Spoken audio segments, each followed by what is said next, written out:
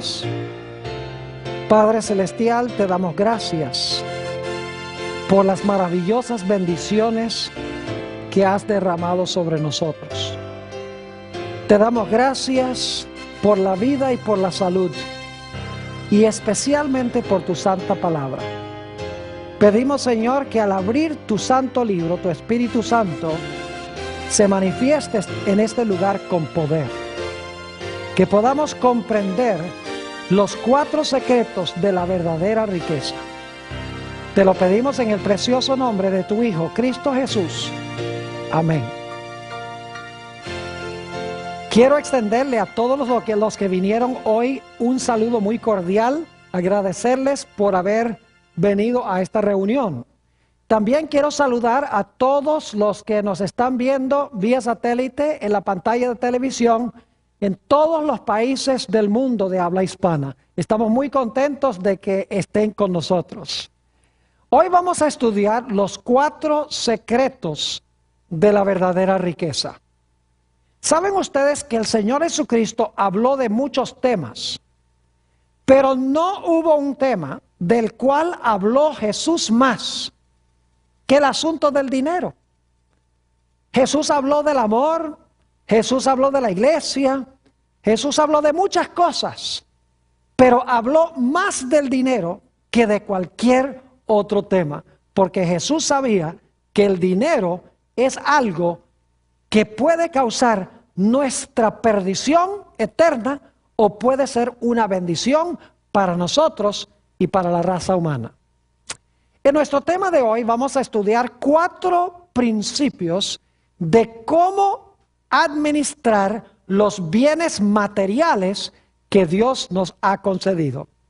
Va a ser un tema muy metódico, muy sencillo, muy organizado.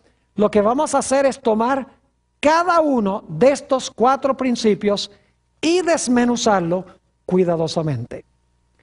El primer principio que necesitamos recordar cuando hablamos de la administración de lo que Dios nos ha concedido en términos de bienes materiales es que Dios es el dueño de todas las cosas. Ahora, yo sé que nosotros tenemos la tendencia de decir, ¿cómo te gusta mi carro? O me compré mi casa, o tengo mucho dinero mío en el banco. Pero técnicamente hablando, la Biblia enseña que nada de lo que tenemos nos pertenece a nosotros. Todo lo que tenemos pertenece a Dios. El primer principio es que Dios es el dueño de todas las cosas. Si reconocemos eso, nuestra vida será tanto mejor. Vamos a leer algunos versículos de la Biblia que nos presentan este principio tan importante, que Dios es el dueño de todas las cosas. Vamos a Génesis, el capítulo 1 y el versículo 1. Ni siquiera tenemos que buscar ese versículo, el primero de la Biblia. Dice allí, en el principio creó Dios los cielos y la tierra. Es decir, el creador de todas las cosas, según dice la Biblia, fue Dios. Y como Dios fue el creador, Él es el dueño absoluto de todo. Noten el Salmo 24 y el versículo 1, donde también se nos habla de Dios como el propietario de todas las cosas. Dice allí en el Salmo 24 y el versículo 1, de Jehová es la tierra y su plenitud, el mundo y los que en él habitan. Noten que dice que de Jehová es la tierra y su plenitud. La palabra plenitud significa todo lo que está en la tierra. La tierra es de Dios y todo lo que está en la tierra pertenece a Dios. Inclusive los que habitan en el planeta Tierra, todos pertenecen a Dios. Noten el Salmo 95 y el versículo 5. Salmo 95 y el versículo 5 dice, hablando del mar, lo siguiente: suyo también el mar, pues Él lo hizo. ¿Por qué razón es el mar de Dios? ¿Por qué qué? Porque Él lo hizo y sus manos formaron la tierra seca. Es decir, el mar y la tierra seca pertenecen a Dios porque Dios hizo ambas cosas. Notemos también el Salmo 50 y los versículos 10 al 12. Salmo 50 y el versículo 10 hasta el versículo 12. Dice allí lo siguiente, hablando Dios: porque mía es toda bestia del bosque y los millares de animales en los collados. Conozco todas las aves de los montes, y todo lo que se mueve en los campos me pertenece. Si yo tuviese hambre, no te lo diría a ti, porque mío es el mundo y su plenitud. Los cielos son de Dios, la tierra es de Dios. La plenitud de lo que está en la tierra es de Dios. Las bestias son de Dios. Las aves son de Dios. Ahora, ¿qué diríamos del oro y la plata? Oh, también son de Dios. Noten el libro de Ageo, el capítulo 2 y el versículo 8. Ageo, el capítulo 2 y el versículo 8. Aquí está hablando Dios y fíjense lo que dice. Mía es la plata y mío es el oro, dice Jehová de los ejércitos. ¿De quién es el oro y la plata? El oro y la plata pertenecen a Dios. Ahora yo pregunto, ¿de quién es nuestro cuerpo? El cuerpo que tenemos nosotros, ¿a quién pertenece? La Biblia nos dice que nuestro cuerpo pertenece también a Dios. Noten 1 Corintios, el capítulo 6 y los versículos 19 y 20. 1 Corintios, el capítulo 6 y el versículo 19 y 20. Dice aquí el apóstol San Pablo: ¿o ignoráis que vuestro cuerpo es templo del Espíritu Santo, el cual está en vosotros, el cual tenéis de Dios, y que no sois vuestros? Porque habéis sido comprados por precio. Glorificad pues a Dios en vuestro cuerpo y en vuestro espíritu, los cuales son ¿de quién? Los cuales son de Dios. Nuestro cuerpo y nuestro espíritu pertenecen ¿a quién? Pertenecen a Dios. Fíjense qué interesante el panorama que estamos viendo. La tierra es de Dios, el cielo es de Dios, la plenitud de lo que está en la tierra es de Dios, las bestias son de Dios, los árboles son de Dios, el oro y la plata pertenecen a Dios, nuestro cuerpo pertenece a Dios y nuestro espíritu, que es nuestra mente, también pertenece a Dios. Hay muchos que dicen por ahí: bueno, este cuerpo yo puedo hacer lo que yo quiera con él, porque al fin y al cabo es mío. Especialmente aquellos, por ejemplo, que creen en el aborto, dicen: yo puedo hacer con mi cuerpo lo que yo quiera. En realidad, la Biblia enseña que nuestro cuerpo no es nuestro. Nuestro cuerpo pertenece a Dios.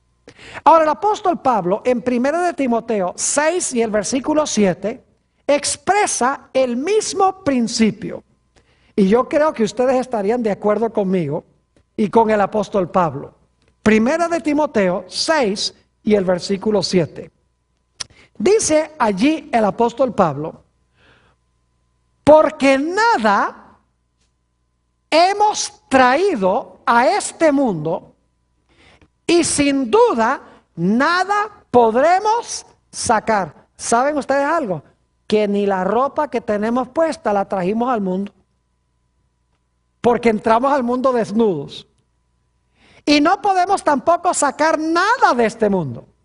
Mientras Dios nos da vida, tenemos.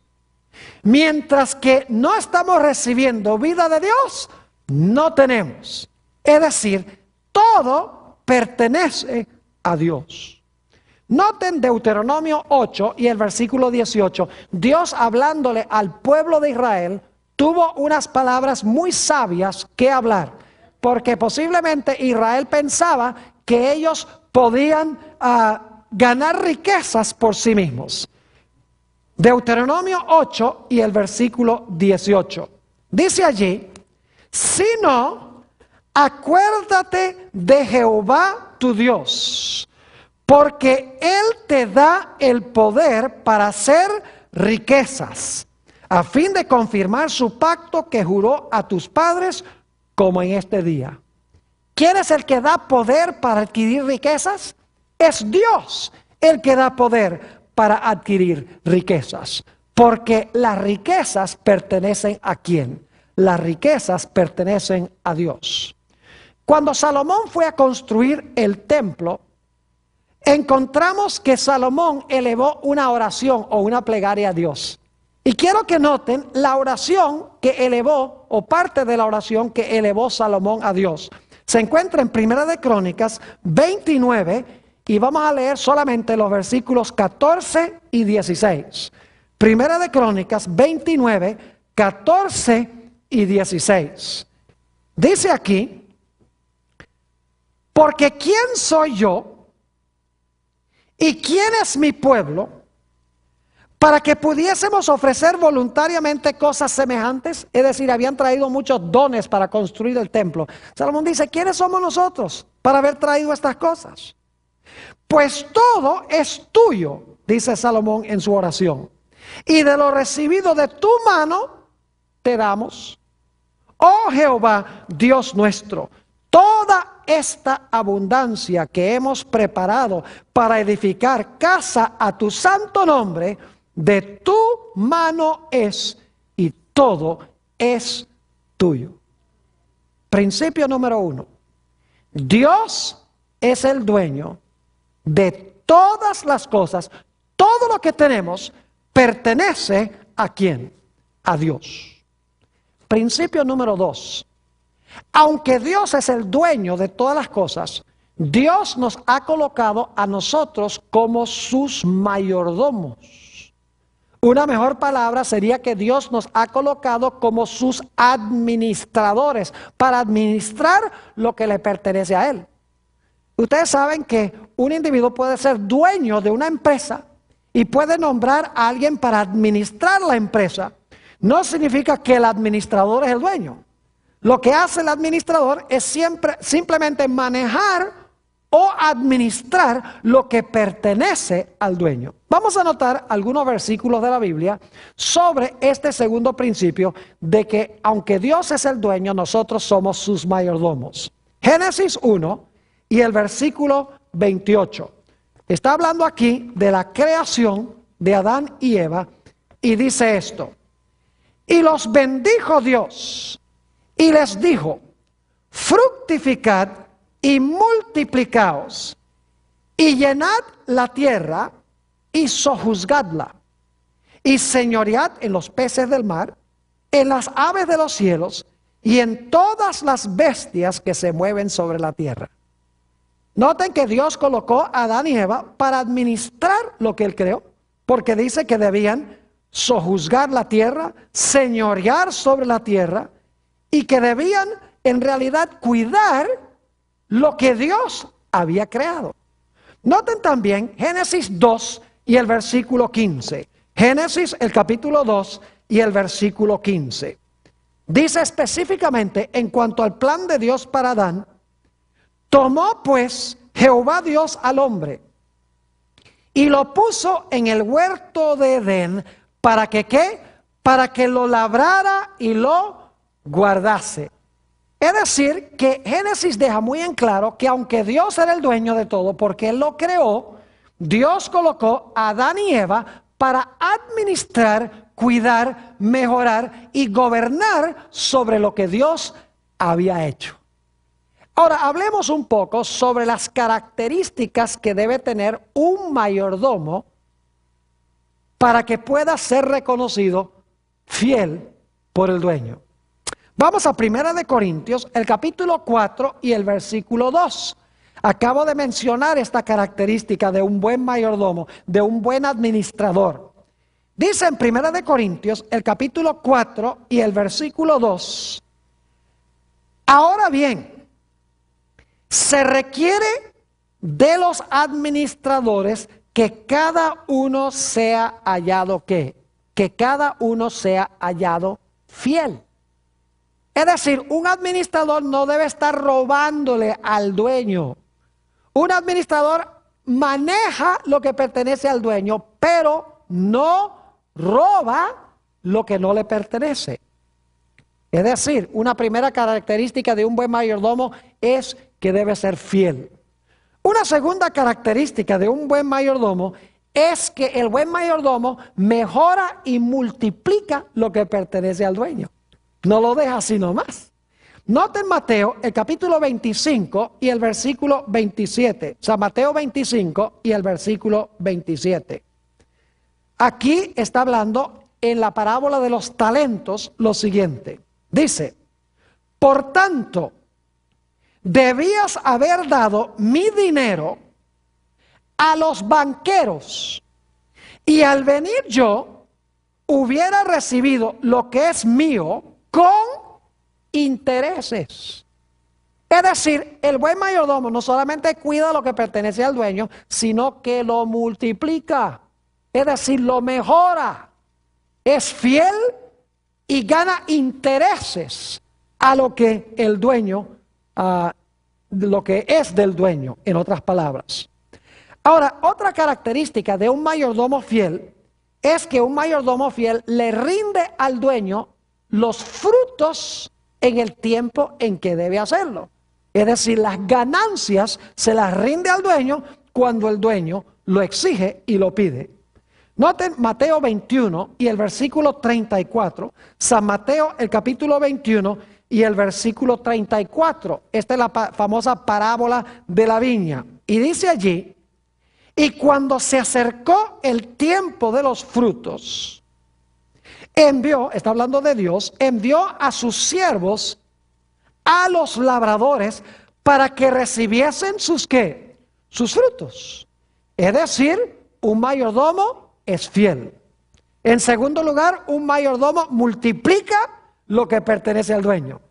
En tercer lugar, un buen mayordomo le rinde al dueño lo que el dueño espera a su debido tiempo. Noten otra característica de un mayordomo fiel. Lucas 16 y el versículo 2. San Lucas 16 y el versículo 2. Algún día un mayordomo tiene que rendirle cuentas al dueño. Es decir, el dueño va a examinar los libros para ver si el mayordomo o el administrador llevó bien la contabilidad. Dice en Lucas 16, 2. Entonces le llamó y le dijo, ¿qué es esto que oigo acerca de ti? Da cuenta de tu mayordomía, porque ya no podrás ser más mayordomo. Es decir, un buen mayordomo, cuando el dueño dice, ríndeme cuentas, el buen mayordomo o el buen administrador le muestra los libros y se ve que llevó bien la contabilidad. Ahora, note lo que dice San Mateo 25 y el versículo 23. Todo mayordomo le encantaría escuchar estas palabras que habló Jesús. Dice en Mateo 25 y el versículo 23, su Señor le dijo, bien, buen siervo y fiel, sobre poco has sido fiel, sobre mucho te pondré, entra en el gozo de tu Señor. Y otro texto que está relacionado con esto es San Lucas 16, 10, a donde dice Jesús, el que es fiel en lo muy poco, también en lo más es fiel. Y el que es en lo muy poco injusto, también en lo más es injusto. Es decir, que un mayordomo es fiel en las cosas más pequeñas. Y si lo hace, cuando tiene que rendirle cuentas al dueño, el dueño le va a dar mayores responsabilidades y mayores privilegios como su administrador. Repasando entonces, el segundo principio es que aunque Dios es el dueño de todas las cosas, Dios nos ha colocado a nosotros para administrar lo que Él nos ha dado. Lo podemos usar, lo podemos aprovechar, pero tenemos que aplicar estos principios. Y es que tenemos que ser fieles, tenemos que invertir lo que pertenece al dueño y multiplicarlo. Tenemos que rendirle sus frutos en el momento debido. Tenemos que dar cuenta de nuestra mayordomía y tenemos que ser fieles en las cosas más pequeñas, y entonces el dueño nos colocará sobre asuntos más grandes. Ahora, yo no sé si ustedes se han dado cuenta que los primeros dos principios están en Génesis. O sea, no nos hemos mantenido solamente en el libro de Génesis, porque ahí tenemos los principios que luego se amplían y se desarrollan en el resto de la Biblia. El primer principio lo vimos en Génesis 1:1, que Dios es el dueño de todas las cosas. En el principio creó Dios los cielos y la tierra. El segundo principio lo vimos en Génesis 2:15, donde Dios colocó a Adán para labrar y cuidar el huerto. Y también en Génesis 1:28, donde Dios mandó al hombre a sojuzgar la tierra, a cuidar la tierra, a administrarla. Es decir, estos principios están en Génesis y luego se desarrollan en el transcurso del resto de la Biblia. El tercer principio es también muy sencillo. El tercer principio es que aunque Dios es dueño de todas las cosas y nos ha dado la habilidad de administrar todo lo que pertenece a Él, en realidad hay algo que Dios se ha reservado exclusivamente para Él. Es decir, no nos da eso ni siquiera para administrarlo. Dios me dice, administra esto, pero hay una porción que yo me he reservado que no es para tú administrarla. Esa me la he reservado para mí. Yo no sé si ustedes recuerdan que hemos estudiado sobre el árbol de la ciencia del bien y del mal. Vamos a leerlo en Génesis, el capítulo 2, 16 y 17, porque aquí tenemos el principio, el tercer principio, de que Dios se ha reservado algo para sí que nosotros no podemos ni siquiera administrar. No nos lo ha dado para administrarlo nosotros. Se lo ha reservado para Él. Noten Génesis 2, 16 y 17. Dice, y mandó Jehová Dios al hombre diciendo, de todo árbol del huerto podrás comer, mas del árbol de la ciencia del bien y del mal no comerás, porque el día que de él comieres, ciertamente morirás. Yo pregunto, ¿todos los árboles del huerto pertenecían a Dios? ¿Todos? Claro que sí, pero había un árbol que pertenecía especialmente a Dios. Claro que sí. Adán y Eva podían administrar todos los árboles, inclusive podían comer de todos los árboles, pero había un árbol que Dios dijo, este no me lo van a administrar, este no lo van a usar para ustedes, este árbol yo me lo reservé exclusivamente para mí. Ahora yo pregunto, de nuestros recursos materiales, Dios nos ha dado una porción que le pertenece exclusivamente a Él y que nosotros no tenemos derecho ni siquiera de administrarlo. Claro que sí. ¿Cómo se llama? Se llama el diezmo, exactamente. Vamos a leer un poco en cuanto al diezmo en la Escritura. Fíjense que tenemos estos principios en Génesis, ¿verdad que sí? Dios creó los cielos y la tierra, son de Él. Segundo, Dios colocó a Adán y Eva para administrar las cosas en la tierra, en el huerto. Tercer principio, aunque todo se lo dio Dios a Adán y Eva para que lo mejoraran y para que lo cuidaran, Dios se reservó un árbol para Él. Ahora, noten lo que dice en Levítico 27 y el versículo 30 sobre el asunto del diezmo. Dice allí, en Levítico 27 y el versículo 30, el diezmo de la tierra, así de la simiente de la tierra, como el fruto de los árboles, de Jehová es cosa dedicada a Jehová. ¿A quién le pertenece el diezmo? A Dios. ¿Y saben cuánto es el diezmo? El diezmo es ¿qué? 10%. ¿Cómo les gustaría a ustedes que un individuo que es dueño de una empresa, supongamos que hay un individuo que es dueño de una empresa, y él le da a usted el trabajo de administrar el negocio que tiene. Y el dueño dice, mira, yo quiero que tú me administres este negocio. Y cuando lleguen las entradas, tú te quedas con el 90% y me devuelves a mí el 10%. ¿Aceptarían un negocio así? Ah, eso es un negociazo. Imagínense, 90% para mí y 10% para el dueño, cuando él pone la empresa y todos los recursos. Tremendo negocio. Sin embargo, Dios dice, del 100% que yo te doy, resérvame 10% para mí. Y decimos, ay Señor, pero ¿por qué eres tan mezquino? ¿Cómo te vas a quedar con el 10%? El 10% no es nada. Dios nos da el 90% para administrar, pero el diezmo lo ha apartado para Él. Ni siquiera podemos administrarlo, porque es como el árbol de la ciencia del bien y el mal. Dios lo ha reservado para sí. Algunos dicen, pastor, pero el diezmo era para los judíos. Hoy en día nosotros no somos judíos, así que no hay que diezmar. Escuchen bien, el diezmo no comenzó con los judíos. El diezmo, el principio del diezmo comenzó en el huerto del Edén con ese árbol.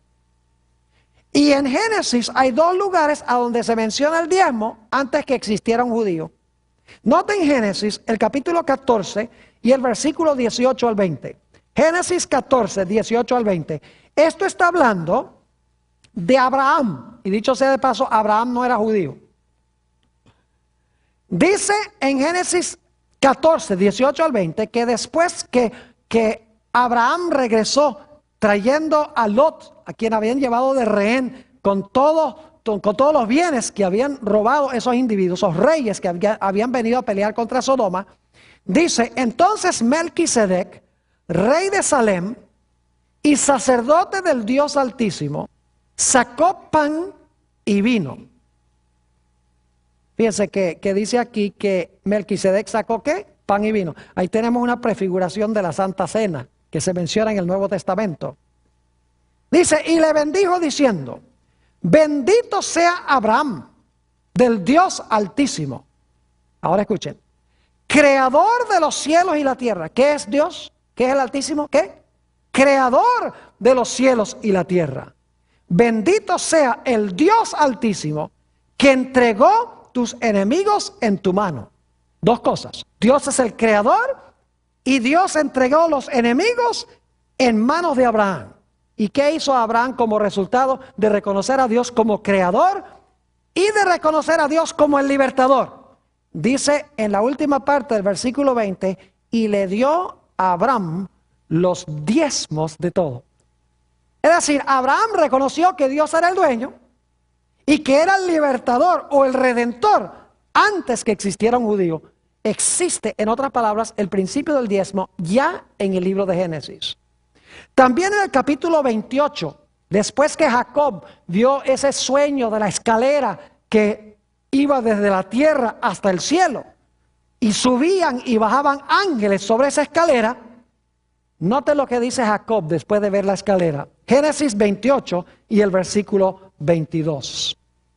Dice allí, Jacob, y esta piedra, 28-22, y esta piedra que he puesto por señal, será casa de Dios.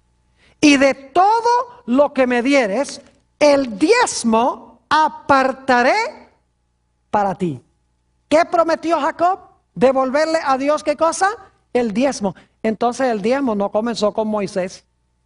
El diezmo no comenzó con los judíos. Porque la Biblia nos dice que Abraham y Jacob ambos diezmaron. Y en Génesis el capítulo 2 tenemos en el árbol que Dios se reservó para sí ya el principio del diezmo. Es decir, aunque todo el dinero en realidad pertenece a Dios, Dios se ha reservado el 10% para él. Ahora, ¿para qué es que Dios mandó a la gente a devolver o a pagar el diezmo? Note lo que dice en Números 18, 20 y 21. Cuando el pueblo de Israel entró en la tierra de Canaán, escuchen bien, cuando Israel entró en la tierra de Canaán, habían 12 tribus. Y Dios le dio una porción de tierra a cada una de las tribus para que se las repartieran entre las familias. Pero una de las 12 tribus no recibió herencia en Canaán, en la tierra prometida. Esa fue la tribu de Leví. No recibió ningún trozo de tierra. La razón es que los levitas debían servir las necesidades espirituales del pueblo. Es decir, ellos no debían dedicar su tiempo cosechando y sembrando y vendiendo productos agrícolas en el mercado. Ellos debían dedicar 100% de su tiempo a la causa de Dios, a las necesidades espirituales del pueblo. Y por lo tanto Dios dijo, ustedes no van a tener tierra. Y claro, la pregunta surge, si no tenían dónde sembrar y dónde cosechar y dónde criar animales, ¿cómo iban a vivir? Pues Dios dijo, como los levitas sirven las necesidades espirituales del pueblo, entonces el pueblo debe diezmar para que a través de los diezmos los levitas puedan vivir. Porque si los levitas sirven las necesidades espirituales del pueblo, el pueblo entonces debe proveer las necesidades materiales de los levitas. Noten el capítulo 18 de Números y el versículo 20 y 21. Y Jehová dijo a Aarón, de la tierra de ellos, es decir, de los cananeos, no tendrás heredad, ni entre ellos tendrás parte. Yo soy tu parte y tu heredad en medio de los hijos de Israel. Y ahora escuchen bien. Y he aquí, yo he dado a los hijos de Leví todos los diezmos en Israel por heredad. ¿Quién le dio los diezmos a los levitas? No fue Aarón. ¿Fue quién? Dios. Es decir, Dios dice, el diezmo es mío y ahora el diezmo mío yo se lo voy a dar a los levitas. Sigue diciendo, y he aquí yo he dado a los hijos de Leví todos los diezmos en Israel por heredad. ¿Y por qué razón? Por su ministerio. Por cuanto ellos sirven en el ministerio del tabernáculo de la reunión. Es decir, el diezmo era para remunerar a los ministros de esa época, a los sacerdotes que servían las necesidades espirituales del pueblo, porque los sacerdotes no hacían ningún trabajo secular. Todo lo que hacían era en relación con la iglesia. Hoy en día no les llamamos sacerdotes, les llamamos ¿qué cosa? Ministros o pastores. Es decir, el diezmo entra a la iglesia y luego, al entrar los diezmos a la iglesia, el dinero se usa para remunerar a los que son pastores o ministros de tiempo completo que satisfacen las necesidades espirituales del Israel moderno o de la iglesia. Es un buen plan. Porque fíjense, no era el plan de Dios de que los pastores tuvieran que tener otro trabajo además de pastorear o ministrar a la congregación. Porque cuando están trabajando en otras cosas, no pueden dedicarle tiempo completo a trabajar en la iglesia. Además de eso, lo interesante es que Dios mandó a que se usaran los diezmos para remunerar a todos los levitas de una forma equitativa. Es decir, no había un plan donde un levita ganaba millones y el otro levita ganaba un poco. Se pagaba equitativamente a todos lo que necesitaban para su supervivencia. ¿Saben otro detalle interesante? Es que los levitas también diezmaban. Es decir, los pastores le daban ejemplo al pueblo, diezmando los diezmos. Note lo que dice Números 18 y el versículo 26. Números 18 y el versículo 26. Dice allí, así hablarás a los levitas y les dirás, cuando toméis de los hijos de Israel los diezmos, es decir, cuando ustedes reciban de Israel los diezmos, que os he dado de ellos por vuestra heredad, vosotros presentaréis de ellos, de los diezmos, en ofrenda mecida a Jehová, ¿qué cosa? El diezmo de los diezmos. Es decir, los sacerdotes debían diezmar el diezmo que recibían. Los ministros deben diezmar. Y yo debo decirles que yo no solamente le digo a la gente de la iglesia que diezme, sino que yo también diezmo, porque Dios lo manda. Hay que darle ejemplo a la congregación. Ahora, ¿qué pasa si nosotros no le devolvemos el diezmo a Dios? En realidad nos constituimos en ladrones, según dice Dios mismo. Noten Malaquías, el capítulo 3 y el versículo 8. Malaquías, el capítulo 3 y el versículo 8. Dice aquí, y está hablando muy solemnemente: ¿robará el hombre a Dios? Pues vosotros me habéis robado. Y dijisteis: ¿en qué te hemos robado? Y Dios responde, ¿qué? En vuestros diezmos, ¿y qué? En nuestros diezmos y vuestras ofrendas. ¿Estaba robándole Israel a Dios? Claro que sí. Porque se estaban posesionando de lo que se debía traer al santuario para sostener al ministerio, y lo estaban usando para sus propios propósitos comunes. Ahora algunos dirán: bueno, pastor, pero ese asunto del diezmo, eso era para los judíos y para los levitas del Antiguo Testamento. Hoy Dios tiene otro plan diferente. ¿Ustedes creen que Dios tiene un plan distinto hoy? ¿Saben que Jesús enseñó el principio del diezmo? El problema es que en los días de Jesús todo el mundo estaba diezmando, pero estaba diezmando por la razón equivocada. Los fariseos creían que diezmando les iba a ganar el favor de Dios. Así que Jesús no tuvo que decirles: diezmen, diezmen. No, porque ellos estaban diezmando. Lo que tuvo Jesús que hacer es corregir el motivo por el cual diezmaban. Noten Mateo, el capítulo 23 y el versículo 23. Y mientras ustedes están buscando eso, les puedo decir también que Jesús no dijo: guarden el sábado, porque todo el mundo estaba guardando el sábado. Lo que pasa es que lo estaban guardando mal. Lo estaban guardando como decían los fariseos, no como dice la Biblia. Así que Jesús corrigió la forma en que se guarda el sábado, pero no tuvo que dar ningún mandato de que la gente guardara el sábado, porque todo el mundo lo estaba guardando. Lo mismo el diezmo. Note Mateo 23 y el versículo 23. Jesús dice: ay de vosotros, escribas y fariseos hipócritas, porque diezmáis la menta y el eneldo y el comino, que son semillitas chiquitas. Imagínense, tenían 10 semillitas de comino y apartan 9 para mí y 1 para el Señor. Es decir, diezmaban estrictamente. Dice: y dejasteis lo más importante de la ley, la justicia, la misericordia y la fe. Esto era necesario hacer sin dejar de hacer aquello. Es decir, deben diezmar y deben tener la razón correcta o la motivación correcta para diezmar. Jesús dijo: es necesario tener ambas cosas. Ahora, hay un pasaje en el Nuevo Testamento que deja clarito el hecho de que el diezmo todavía hoy es el plan de Dios.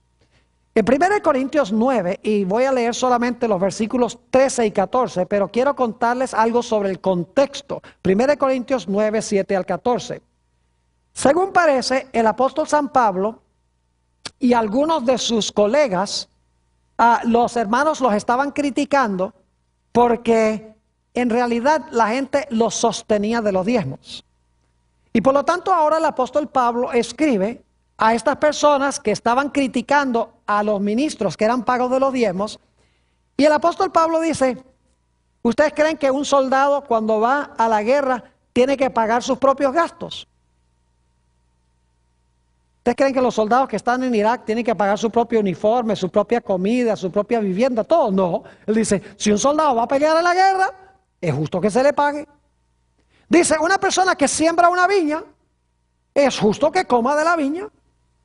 Dice: un individuo que cuide un rebaño, es justo que beba la leche del rebaño. Y dice, inclusive cita un versículo del Antiguo Testamento donde dice: no pondrás un bozal sobre el buey. Y la razón por la cual eso está en Deuteronomio es porque los bueyes trillaban el grano. Y si se les ponía un bozal, no podían comer de lo que estaban trillando.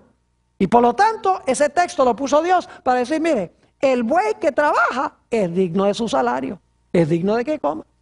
Y el apóstol Pablo está diciendo: si un individuo trabaja en el ministerio, es justo que también viva del ministerio. Note los versículos 13 y 14 de 1 Corintios, el capítulo 9. Dice aquí el apóstol San Pablo: ¿no sabéis que los que trabajan en las cosas sagradas comen del templo? ¿Quiénes trabajaban en las cosas sagradas? Los sacerdotes, ¿verdad que sí? Dice: comen de las cosas sagradas o comen del templo, Y que los que sirven al altar, esos eran los levitas, ¿sí o no? Los sacerdotes, comen del altar o participan del altar. Y ahora escuchen esto. Así también, es decir, de la misma manera, como allá los que servían en el templo y en el altar, comían de las cosas del altar y del templo, dice el apóstol Pablo, así también sugirió al Señor. ¿Eso es lo que dice? ¿Sugirió al Señor? No. ¿Así también recomendó el Señor? No. Dice, así también ordenó el Señor a los que anuncian el Evangelio que vivan del Evangelio.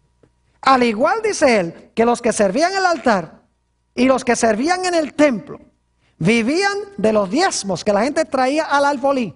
De la misma manera, hoy ordenó Dios que los que anuncian el Evangelio, los que proveen las necesidades espirituales de la iglesia, es necesario que vivan del Evangelio, es decir, que vivan de los diezmos. Y saben que cuando la gente diezma es una inversión. Porque cuando ustedes meten el dinero del diezmo en el plato de la ofrenda, el resultado es que el pastor va a servir sus necesidades espirituales. Es decir, ustedes lo que están haciendo es invirtiendo para que el pastor tiempo completo pueda hacer bautismos, pueda tener campañas evangelísticas, pueda predicar los sábados, pueda visitarlos cuando están enfermos, puedan ir al hospital, etcétera. Es decir, el diezmo es una inversión que nos regresa a nosotros en los servicios del ministro. Es decir, que hasta ahora hemos estudiado 3 principios. Número 1, Dios es el dueño de todo. Número 2, nos ha colocado sobre sus posesiones como administradores. Principio número 3, se ha reservado una porción que nosotros ni siquiera debemos administrar. Y quiero decirles, nosotros no pagamos el salario del pastor. El salario del pastor lo paga Dios. Porque el diezmo es de Dios, así que no se crean de mucho. Y digan, yo pago el salario de mi pastor. No, señor, porque ese dinero no es de ustedes para pagarle al pastor. Ustedes sencillamente lo traen a la iglesia y Dios le paga al pastor. ¿Me están entendiendo lo que estoy diciendo? Ahora, el principio número 4, muy sencillo. El principio número 4 es que si nosotros respetamos la porción que Dios se ha reservado, el resultado va a ser bendición. Si nosotros irrespetamos la porción que pertenece a Dios, vamos a traer sobre nosotros una maldición. ¿Saben ustedes que en el libro de Génesis nos dice que Dios bendijo todo lo que Él creó? Noten Génesis 1:28, lo voy a leer rápidamente. Dice, y los bendijo Dios, y les dijo, fructificad y multiplicaos, llenad la tierra y sojuzgadla, y señoread en los peces del mar, y en las aves de los cielos, y en todas las bestias que se mueven sobre la tierra. Dios bendijo todo lo que creó. Pero luego en Génesis, el capítulo 3, dice que Adán y Eva pecaron. ¿Y saben cuál fue el pecado de ellos? Se agarraron lo que Dios había reservado para él. Podríamos decir que se agarraron el diezmo de Dios para usarlo para ellos. Es decir, no respetaron la porción de Dios. Y como resultado, ¿qué vino al mundo? Ustedes pueden leer en Génesis, solo les doy las referencias, Génesis 3:14, Génesis 3:17 y Génesis 4:11. Nos dice que la serpiente fue maldita, la tierra fue maldita y cayó una maldición sobre Caín. Es decir, cuando tomaron la porción que pertenecía a Dios, como resultado vino ¿qué cosa? La maldición. No es que Dios dice, si tú no me devuelves el diezmo, te maldigo. No. Cuando usamos la porción que pertenece a Dios, nosotros traemos sobre nosotros mismos una maldición. Note lo que dice Malaquías 3 y los versículos 9 y 10. Malaquías 3 y el versículo 9 y el versículo 10. Este es el pasaje famoso sobre el diezmo en la Escritura. Dice aquí Dios, malditos sois con maldición, porque vosotros, la nación toda, me habéis robado. ¿Por qué es que vino la maldición? Porque la nación había ¿qué? Robado a Dios. Luego Dios da la solución, dice, traed todos los diezmos al alfolí. El alfolí era un lugar en el templo a donde la gente traía para depositar los bienes agrícolas que traían. Dice, traed todos los diezmos al alfolí y haya alimento en mi casa, es decir, en el templo, y probadme ahora en esto, dice Jehová de los ejércitos, si no os abriré las ventanas de los cielos y derramaré sobre vosotros bendición hasta que sobreabunde. Dios dice, soy malditos con maldición porque me han robado. Dice, pero si ustedes respetan mi porción, les voy a derramar una bendición que no van a tener suficiente espacio para recibir las bendiciones que yo les voy a derramar. Es una promesa de Dios. Hallamos ilustraciones de esto en la Sagrada Escritura. Tenemos, por ejemplo, la historia de Elías. No había llovido por 3 años.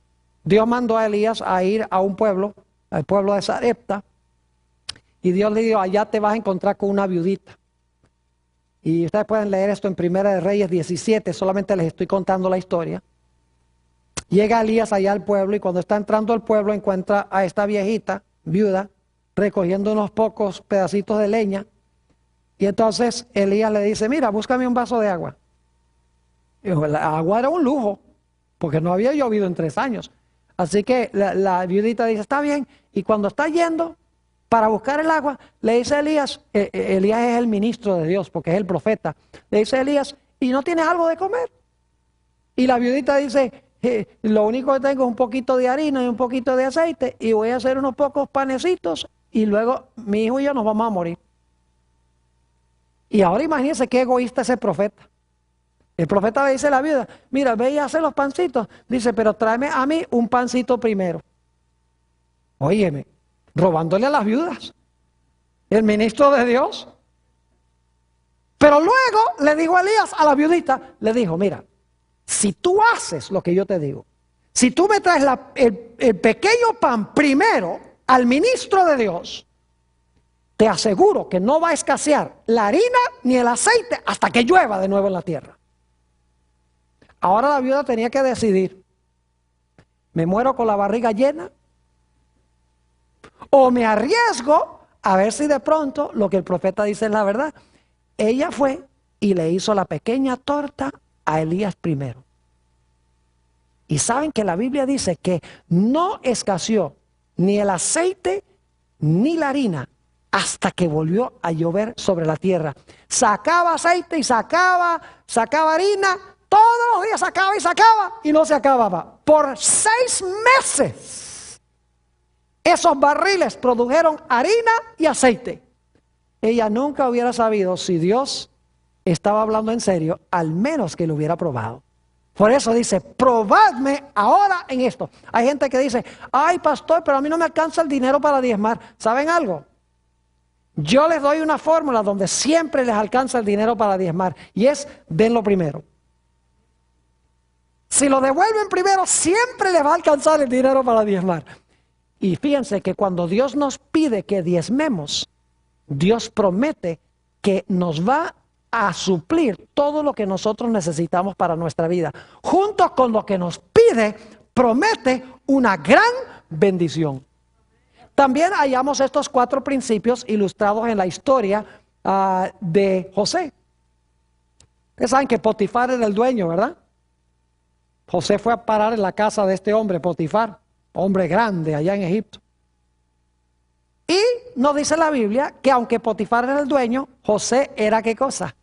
Era el mayordomo. Y era un buen mayordomo. Porque cuidaba lo del dueño, lo invertía, lo multiplicaba. Mejor dicho, Potifar confiaba tanto en José que lo único que sabía era cuando le ponían la comida en la mesa. Ni se preocupaba por lo que tenía, lo que no tuviera. Pero había algo que Potifar se reservaba solamente para sí, su esposa. Y ahí era que se iba a probar la mayordomía de José. Podía administrar todo, pero la esposa era de Potifar. Y José escogió respetar lo que Potifar se había reservado para sí. Y alguno dice, sí, pero fíjese, respetó lo que le pertenecía a Potifar y allá fue a parar a la cárcel. ¿Acaso la Biblia dice que cuando respetamos, cuando somos buenos mayordomos, que viene bendición? Pero es que a veces las bendiciones no vienen inmediatamente. A veces las bendiciones se demoran. José fue a parar a la cárcel, eso es verdad. Pero para hacer una larga historia corta, al final, como resultado de ir a la cárcel, Conoció al copero de Faraón, llegó a ser el primer ministro de Egipto y llegó a librar a su familia de morir de hambre. Dios ciertamente lo bendijo. No crean que Dios inmediatamente que empiecen a diezmar les va a llover billetes del cielo. No, a veces se demora, pero Dios promete que no nos va a faltar. Leamos algunos versículos para concluir sobre estos principios. ¿Entienden los principios? Sencillitos. Dios es el dueño de todo.